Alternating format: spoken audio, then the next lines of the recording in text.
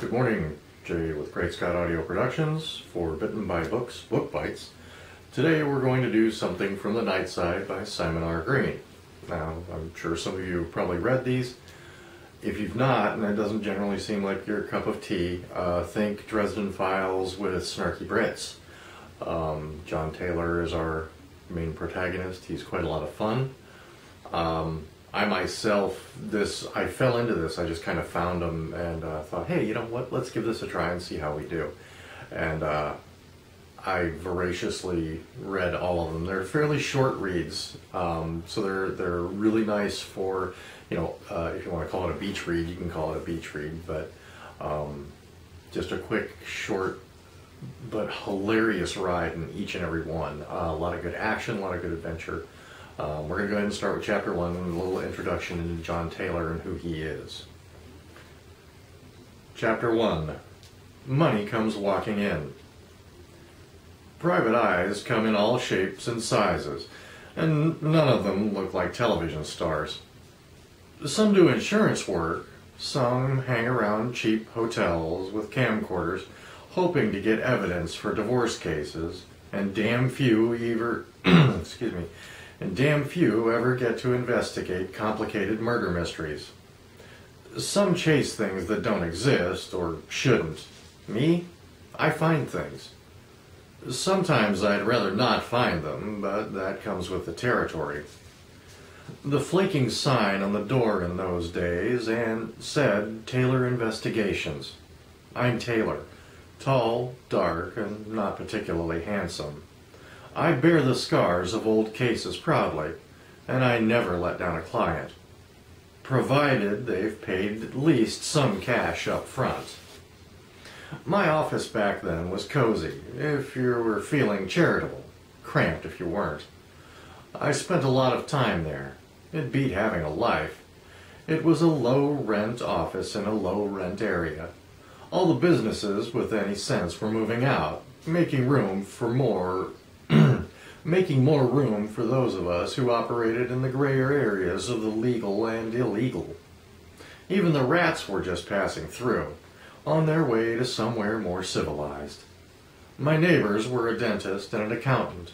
Both of them struck off, both of whom made more money than I did. It was raining hard the night Joanna Barrett came to see me. The kind of cold, driving, pitiless rain that makes you glad to be safe and dry indoors.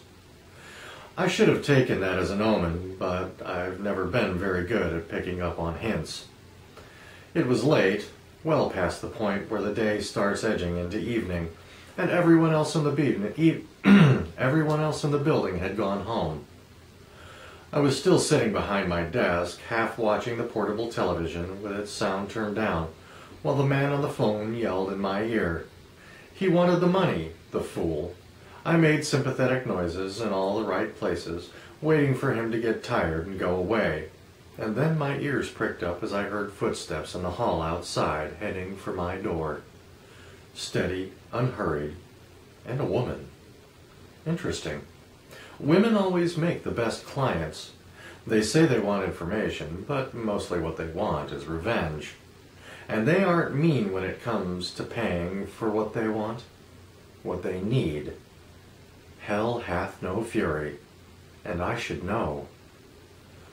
The footsteps stopped outside my door, and a tall shadow studied the bullet hole in the frosted glass window.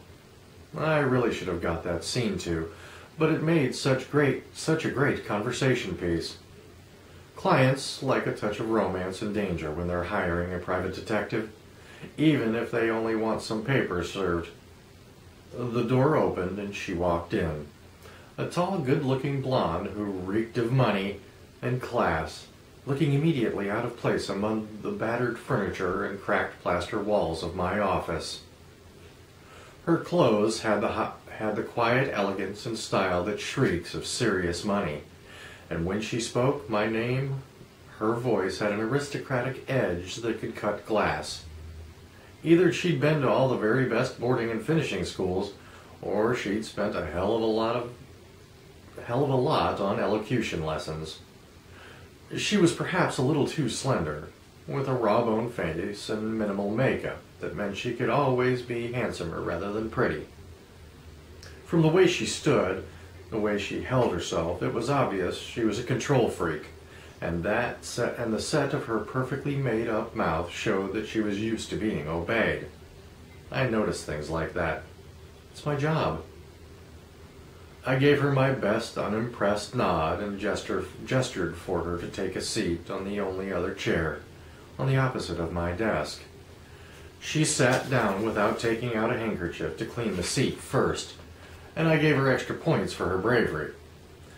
I watched her look around my office while the voice in the phone at my ear grew even more hysterical, demanding money with menaces.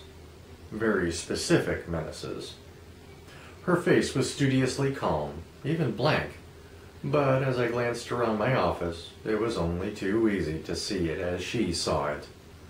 A battered desk with only a few token papers and the in-and-out trays, a fourth-hand filing cabinet, and a rickety couch pushed back against the wall. Rumpled blankets and a dented pillow on the couch showed someone had been sleeping on it regularly. The single window behind my desk had bars on the outside, and the glass rattled loosely in its frame as the wind goosed it. The scuffed carpet had holes. The portable television on my desk was black and white. The only note of color on my walls was a giveaway girly calendar. Old delivery pizza boxes stood stacked in one corner. It didn't take a genius to work out this wasn't just an office. Someone lived here.